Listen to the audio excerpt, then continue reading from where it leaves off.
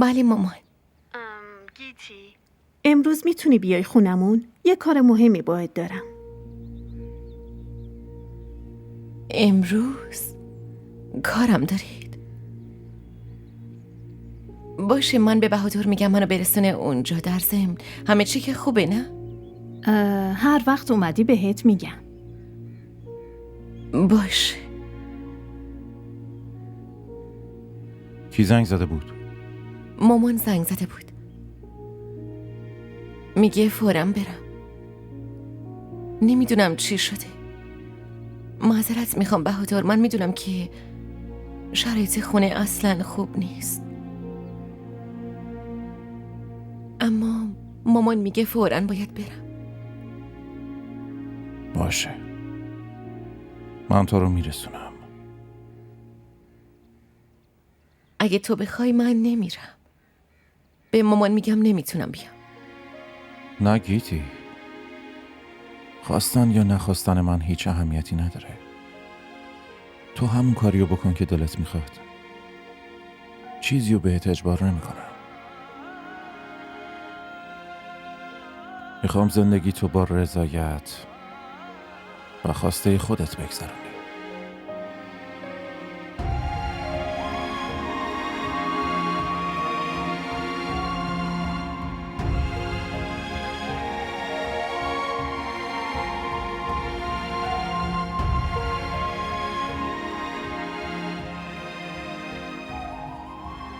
نارین دخترم تلویزیون آنتن نمیده. خوب شد که جمشید اومد.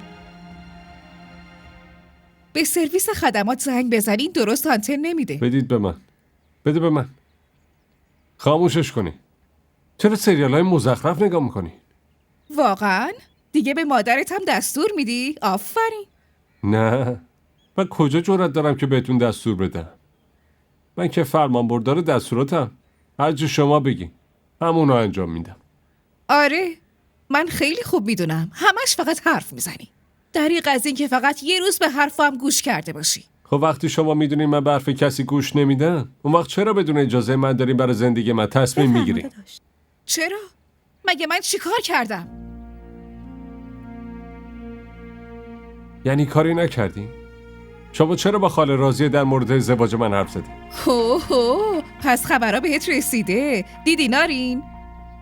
یه روزم نگذشت که اونا پسرم رو از راه به در کردن. مامان لطفاً اینطوری جلوی من نقش بازی نکنی. هرچی واقعیت همونو بگین. اینجا چه خبره؟ آره، من همچین تصمیمی گرفتم. این کجاش بده؟ تنها دخترشونه. وضع مالیشون خوبه، میری عشق دنیا رو میکنی. شما نمیدونی من رعنا رو دوست دارم؟ اما من از اون دختر 1% هم خوشم نمیاد. نکنه یادت رفت که اونا چه رفتاری با خواهرت داشتن؟ من همه چی یادمه. فراموش نکردم. حساب دونه دونه کاراشون ازشون میگیرم. من نمیخوام قاطی این کاراس بشم. در ضمن نمیخوام با اون دختر ازدواج کنی. یه بار با هم بیا بریم خونه راضیه اینا. وقتی خونه زندگی و زرق و برقشون رو ببینی دهنت از تعجب باز میمونه. مامان شما همیشه فکرهای خیلی کوچیک داری. من رویای رفتن به عمارت رو دارم و شما از خونه خاله راضیه حرف میزنی؟ مگه نگفتین که من به حرف هیچکی گوش نمیدم؟ پس الان حرف منو با دقت بشنوین. من فقط با رعنا ازدواج میکنم. مگه تو وجود اون دختر چی هست که اینطور واسش میمیری؟ اون چیز خاصی نیست. من درونم آتیش گرفته. میخوام ازش انتقام بگیرم. تو داری از چی حرف میزنی؟ اصلا منظورتو نمیفهمم. من فعلا نمیتونم براتون توضیح بدم. فقط شما برید خونه اونا و از دخترشو خواستگاری کنید. ماما بس لطفا.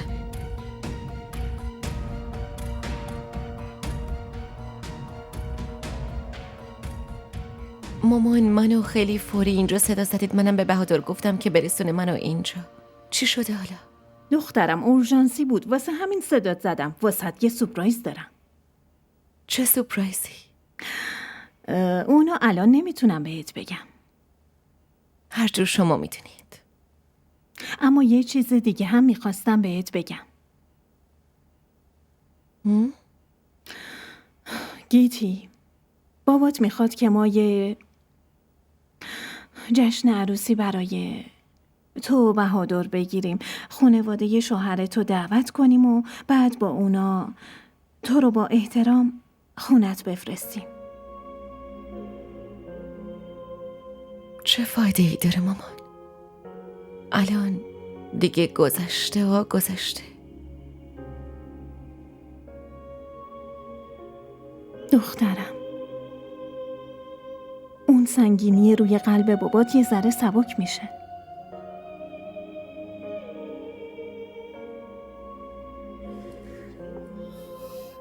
بهش نیازی نیست مامان. وقتی زمانش بگذره دیگه هیچ وقت بر نمیگرده. عروسی من توی هر شرایطی و با هر وضعیتی شد تموم شد. الان برام مهم نیست. خیلی مهمه گیتی، برای خوشحالی بابات. خیلی خوب، بگو خانواده شوهرتو کی دعوت کنیم؟ فردا یا پس فردا؟ شما برای این حرف به من گفتین بیام اینجا؟ اون یه چیز دیگه است، اما این موضوع هم خیلی مهمه. تو چرا حرفو میپیچونی؟ نه من با بهادر مشورت میکنم و بهتون خبر میدم. دختر من بعد ازدواجش چقدر عاقل شده. آفرین. بعد از ازدواج برای گرفتن هر تصمیمی باید با شوهر مشورت کرد. درسته. تو از بهادر بپرس بعد به هم بگو. خب اون سورپرایز چی؟ برای اون باید یه خورده منتظر باشی. دختر عزیزم پیشم اومده. بیار دخترم. بیا بشین. امروز واسه یه مسئله خاصی اینجا آمدم. به پسر خالتم چایی بده. بیا پسرم بگیر. ممنونم خاله. ببین قدسیه، توی بچگیشون این تصمیم بزرگتر را گرفته بودن، اما میدونی که به طور رسمی کاری انجام ندادیم. به همین خاطر امروز اینجا. چه تصمیمی آبجی؟ الان کجای حرفم نامفهوم بود که نفهمیدی؟ اومدم رعنا دختر تو برای جمشیدم خواستگاری کنم. اما آبجی شما گفته بودین که نه قدسیه، حرفای گذشته رو فراموش کن. ببین الان بهت چی میگم، فقط به همین توجه کن. و یادت باشه قدسیه، نمیخوام ازت جواب منفی بشنوم. اما باید از بهادرم بپرسم.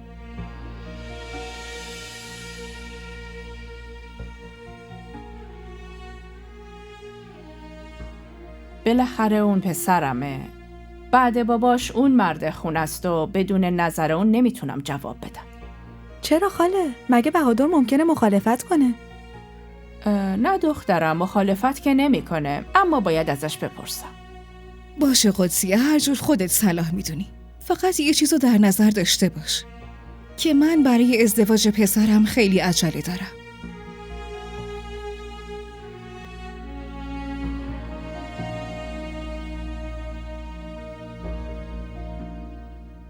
تو که بلا رو از جون خودت خلاص کردی و فرستادیش اینجا. شما از من چه توقعی داشتید؟ اینکه من گیتی رو جاری میکردم و میآوردم خونه خودم؟ محض رضای خود آبجی. اون وقت مادر شوهرم یه عمر هم تیکه مینداخت. والا ظفر کاملا درست میگه که خالم خیلی خودخواهه، همش به فکر خودشه. راجع به ظفر با من حرف نزنید خیلی خوب میشه. پسری بی تربیت. اون کجا بی تربیته؟ واقعیت رو میگه. تو فقط به خودت فکر میکنی. اینجا هم اقبال همه چی رو داده به بهادر. شرکت، کارخونه، زمینا، همه چی رو. دیگه هیچی دست من و تو رو نمیگیره. فراموش کن. اگه گیتی با سمیر یا ظفر ازدواج میکرد بالاخره یه چیزی دستمون رو میگرفت، اما الان هیچی بهمون نمیرسه. ببخشید آبجی، اما با کاری که پسرتون کرد معلوم بود هیچی بهش نمیرسه و همه چی به بهادر میرسه دیگه. اقبال انگار یه آدم دیگه شده. یه جور قربون صدقه گیتی میره که انگار میخواد همه این خانواده رو فدای اون بکنه. تازه داره براش مهمونی هم میگیره. اونایی که تا دیروز خدمتکارمون بودن امروز شدن فامیلمون. تازه میخوان برای جشن عروسی گیتی کلی تدارک ببینن. حتما این فکر زنده داشت نسرین و زنده داشت نفیس است. نظر هر کی که بوده این اتفاق همش به خاطر تو افتاده. اگه میذاشی سمیر با گیتی ازدواج کنه این بهادر الان بلای جونمون نبود. یعنی میذاشتم گیتی وارد خونم بشه؟ به عنوان برادرزادم نمیتونم تحملش کنم، بعد به عنوان جاری میآوردمش خونم؟ وای به به آبجی. توبه، چقدر خودخواه و بی احساس بودی فریحه. من تو هر شرایطی و همیشه بهت کمک کردم. آره اما چه لطفی به من کردید. بیشتر از همه شما از ثروت داداش لذت بردید. دهن منو باز نکنید آبجی. فکر میکنید نمیدونم چقدر پولای داداش اقبالو بالا کشیدید؟ تو با من با خواهر بزرگترت اینجوری حرف میزنی؟ مگه تو نمیدونی زندگی تو میتونم با خاک یکسان کنم؟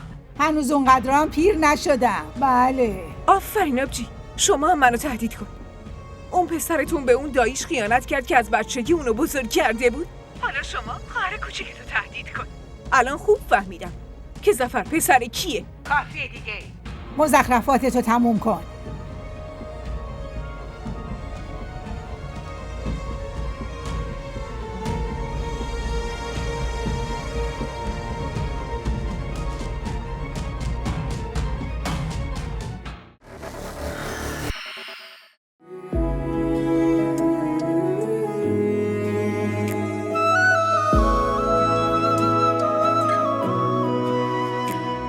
تو مشکلت چیه؟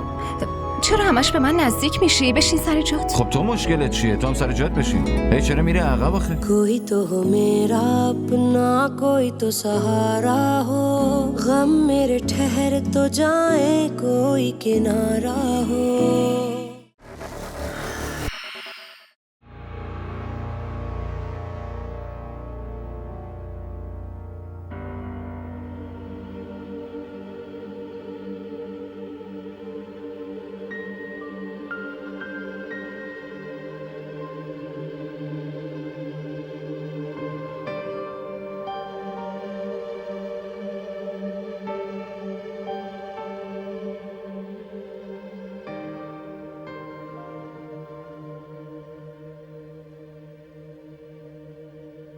گیتی این بازی دیگه خیلی کش پیدا کرده. حالا تو هرچی هم که بگی، هرچی هم که منعم کنی، من اینجام. دیگه هیچی نمیتونه منو از حرف زدن با تو یا بردنت از اینجا منصرف کنه.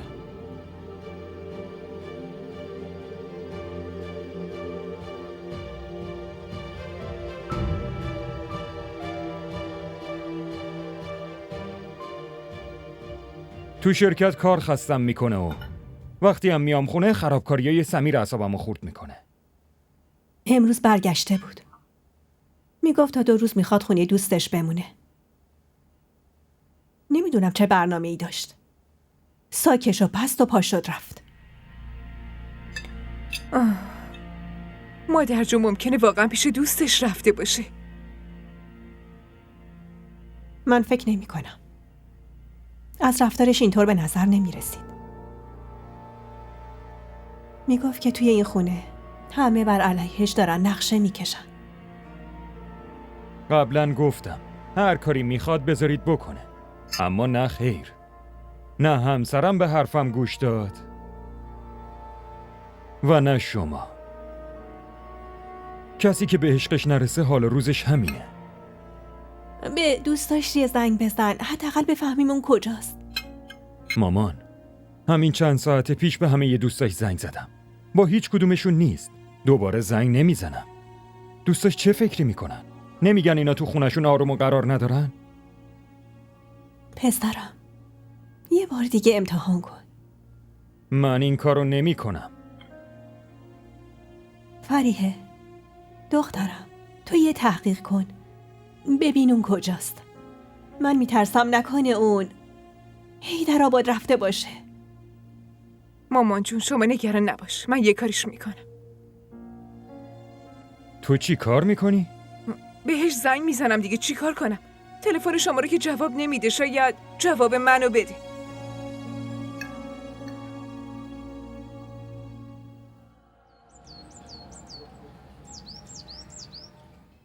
خیلی خوب شد که تونستم ببینمت.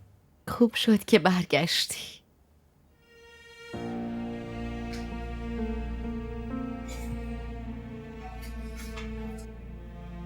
داداش ظفر، حالتون چطوره؟ خوبه. تو کی اومدی؟ من که دیروز عصر اومدم. تو این روزا کجا هستی؟ اصلا پیدات نیست. اینجاها نمیبینمت. در ضمن تو رو که همیشه توی خونه میشد دید. گاهی توی آشپزخونه، گاهی توی پذیرایی، گاهی هم روی سرمون سوار میشدی. بابا اینو روی سرش گذاشته بود نیلم، اما از وقتی واقعیتش جلوی بابا رو شد، از اون روز از رو سر بابا کشی حتی از تو قلبش هم کنار رفته. خبرش به منم رسید که این آقا توی شرکت عمو یه سری خلاف ملاف کرده. این دروغه. چرت و پرت گفتم. و عمو که توی بازداشتگاه بردت چی؟ اونم دروغه؟ راستش داداش ظفر، تو چه نیاز شدیدی پیدا کرده بودی که مجبور شدی از شرکت عمو جان پول برداری؟ ازشون میخواستی جوری که همیشه ازشون میخوای. شما دوتا زبونتون خیلی دراز نشده؟ دارم میبینم. اگه به جای اینکه به ما دقت کنی به خودت دقت میکردی، اوضاع خیلی بهتر میشد.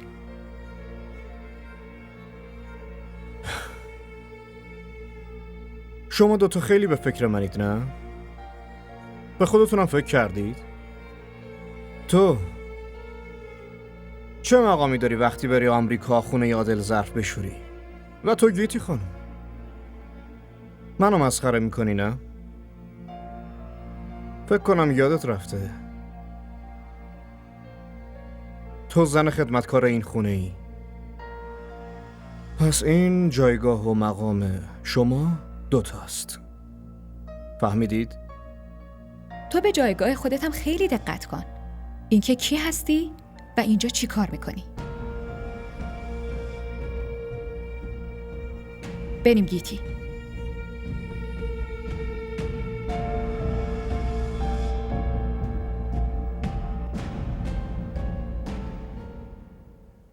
آره.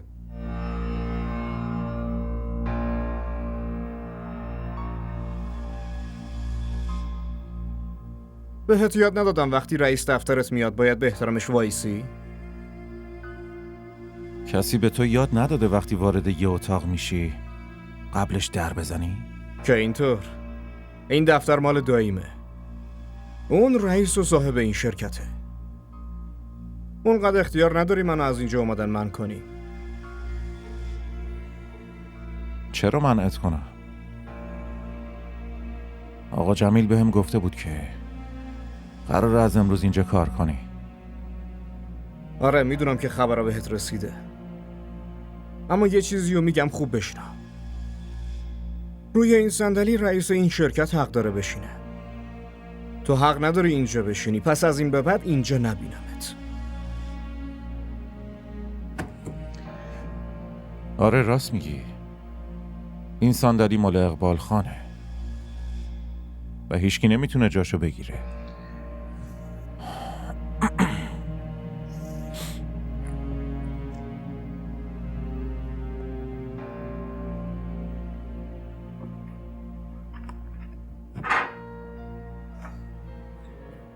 الو عرفان. آره داداش الان رسیدم شرکت.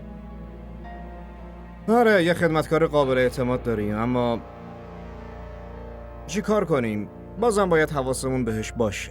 ظفر حد و حدود تو بدون مردک، فهمیدی؟ ببین اولا که منو تهدید نکن و من چرا جایگاهامو بدونم وقتی تو جایگاه خودتو نمیدونی؟ با عوض شدن نسبت جایگاه عوض نمیشه. آره راست میگی. جایگاه آدما با نسبت ها عوض نمیشه. همینطورم ذات کسی عوض نمیشه، درست مثل تو. تو چقدر نمک نشناسی. یه وقتایی شک میکنم که اصلا چیزی به اسم غیرت سرت میشه یا نه. اون دایی حق پدری گردنت داره، تو به اونم خیانت میکنی؟ به نظرم حرف زدن با آدمایی مثل تو فایده‌ای نداره. آقا مختار، آقا ظفر رو میفرستم پیش شما. لطفاً میزشون رو بهشون نشون بدین. و یه چیز دیگه، اگه از این به بعد هر کی همینطوری وارد اتاق اقبال خان بشه شما جوابگو خواهید بود. ممنون.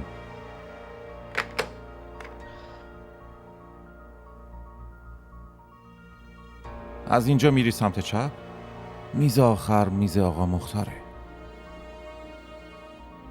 میری پیشش و اون میز تو بهت نشون میده.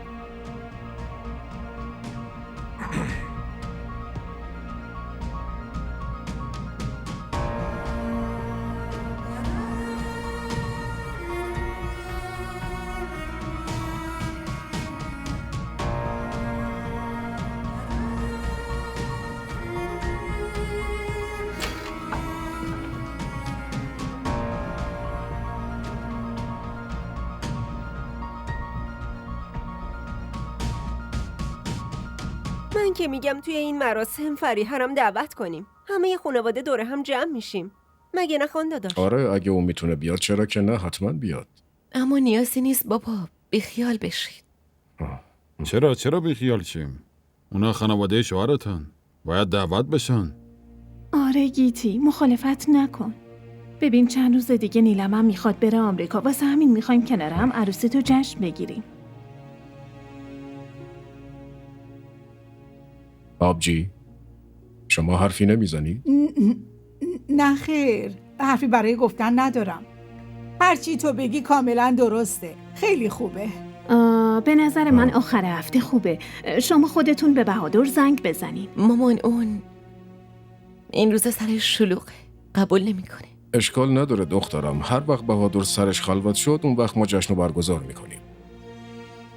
عمو جان به حرفاش توجه نکنید. من قراره به زودی برم گیتی. حالا این دوتا بینشون دعوا میشه. دخترم این دوست خودته، خودت باش حرف بزن. چون هر وقت گیتی بگه اون وقت من برای جشن تدارک میبینم. من دیگه روی حرف گیتی حرف نمیزنم. عمو جان شما به این توجه نکنید. من خودم برای عروسی آمادش میکنم.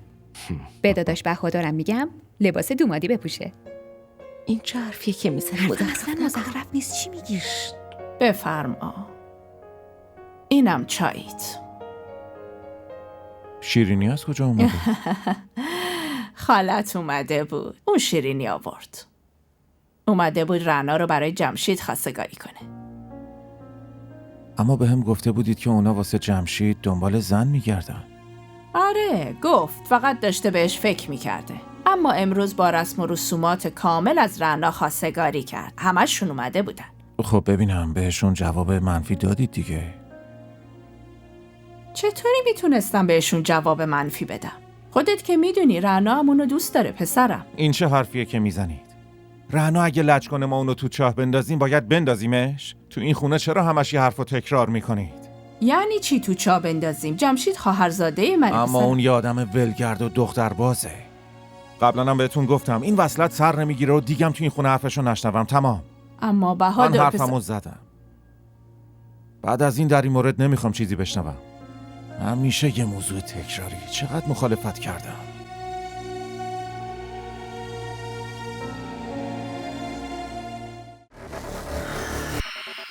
خداوند عشق شما دوتا رو همیشه پابرجا و سلامت نگه داره.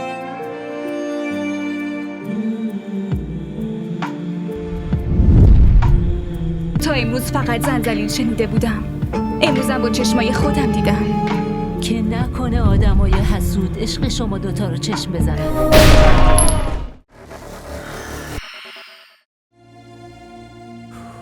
دیگه منو شرکت نفرستید. من نمیرم. اون آدم دوزاری اینقدر منو تحقیر کرد که اصلا چی بهتون بگم. خب اینجوری واقعیت آدم ها مشخص میشه دیگه. بالاخره اون خدمتکار خودشو نشون داده. بی شخصیت، بی ظرفیت.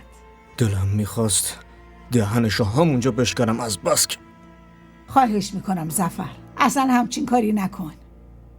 همینجوریش هم خیلی ضرر کردی. شما هم فقط اینجا بشینید و به هم درس صبوری بدید و اون اونجا بشه رئیس شرکت و به هم دستور بده. خب چی کار کنم؟ فعلا شرایط بده. احساس میکنم انگار همه چی داره تموم میشه.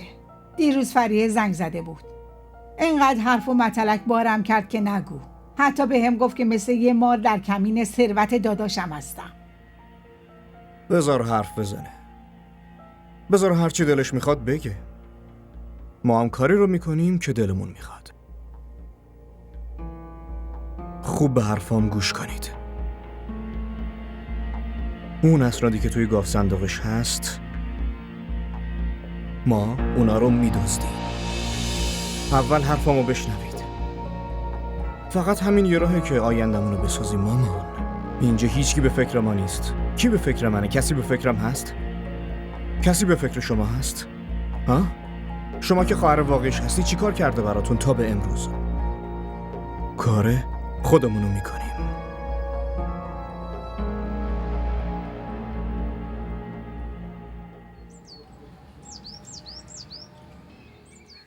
اون از حرفش کوتاه نمیاد. میگه به غیر از جمشید با کس دیگه ازدواج نمیکنه. شورشو در آورده. شما بهش بگید من نمیذارم با اون آدم عوضی ازدواج کنه. که اینطور؟ من عوضیم؟ من فریبکارم؟ تو چی هستی؟ شوهر یه زن خائن؟ اون دهن کثیفتو ببند. نمیخوام اسم گیتیو به زبون بیاری. تو چرت و پرت بگو. هرچی دلت خواست بهم بگو. اما من چیزی نگم. تو چی میخوای؟ آبروی منو ببری و منو از چش خواهرت بندازی ها؟ میخوام خواهرمو از آدم عوضی مثل تو نجات بدم. خواهر من ناموس منه. شما دوتا چتون شده؟ چرا تا با هم روبرو میشید دعوا میکنید؟ بشینید با آرامش حرف بزنید. کاله لطفاً بی خیال بشی. بذارین من باهاش حرف بزنم. خودتو خیلی محترم فرض میکنی نه؟ اگه اینقدر به آبروت اهمیت میدی پس جلوی اشتباهات اون زنت و معشوقتشو بگیر. من این چی داره میگه بهادر؟ خاله این چه حرفی بزنه؟ این که زبونش لال شد. با اون تهمتی که داره به من میزنه به خاطر کینشه. چون میدونه که من چهره اصلی زنش رو شناختم. تو از اینجا برو. وایسا بهادر، بذار جمشید حرفشو کامل کنه. بگو جمشید، در مورد گیتی داشتی چی میگفتی؟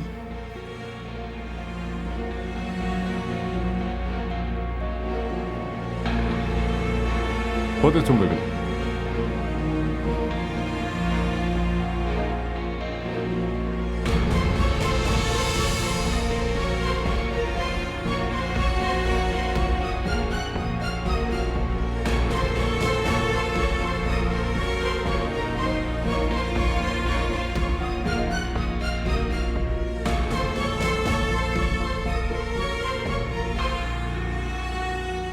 ما چطور میتونیم با شنیدن حرفای یه نفر دیگه بزن داداش گیتی تهمت بزنیم؟ منظورت از شنیدن حرفای یکی دیگه چیه؟ هرچی دیدم با چشای خودم دیدم. اون یواشکی رفته پسره رو ببینه، بعد جمشید ازشون مدرک داره. حالا من چطور به اون دختر اعتماد کنم؟ آره مامان درست میگین. شما گیتی رو مثل دختر خودتون میدونستین، اما اونو ببین، هم دروغ گفت هم یواشکی رفت اون پسره رو دید. مامان من از اولشم به این دختره مشکوک بودم. واقعا؟ شما در مورد رفتاری داداش جمشید چه نظری داری؟ با دخترای غریبه همه جا ول میچرخه. یادتونه اون روز اون دختره رو باهاش دیدین؟ اون دوست ناری نبود اما بازم با اون دختر سوار موتور شد و رفت. آره خودم میدونم. دخترم پیدا میکنم، تو دخالت نکن. لازم نیست دنبال اون دختر بگردی. من که دیگه ترسیدم. اگه اینطوری باشه پس خدا نکنه وصلتت با جمشید سر بگیره. مامان شما چتون شده؟ چرا برای اشتباهات زن بهادر منو مجازات میکنین؟ مجازات چیه دختر؟ ها؟ حرف مجازات از کجا در اومد؟ اون خواهرزاده خودمه.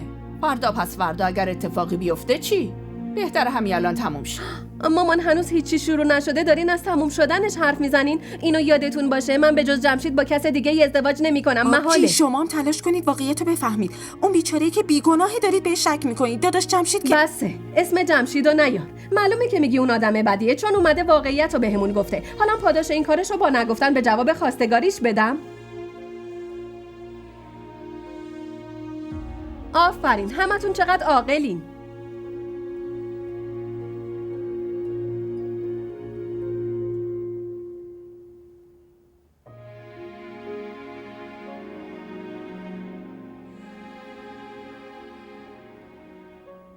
بهادر محض رضای خدا تلفن تو بردار.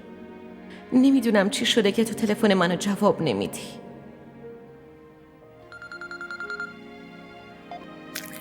بهادر چرا تلفن منو جواب نمیدی؟ منم از کی دارم بهت زنگ میزنم. یا تو تلفنم رو جواب نمیدی، وقتی هم که جواب میدی اصلا با هم هیچ حرفی نمیزنی. تو چرا حرف منو نمیفهمی سمیر؟ من ازت هیچ توضیحی نمیخوام و نمیخوام باهات ارتباط داشته باشم. آره من دوست داشتن تو میفهمم، اونم خیلی خوب. اما گیتی یه بار همدیگه رو ببینیم، فقط یه بار. من بهت قول میدم که دیگه بعدش برم و دیگه هیچ وقت سراغت نیام. نه خیر سمیر، تو دیگه نمیتونی منو مجبور کنی که بازم باهات ملاقات کنم، فهمیدی؟ شنیدی چی گفتم؟ تو هر کاری میخوای بکن، به هر کی میخوای بگی بگو، برام اصلا مهم نیست. گیتی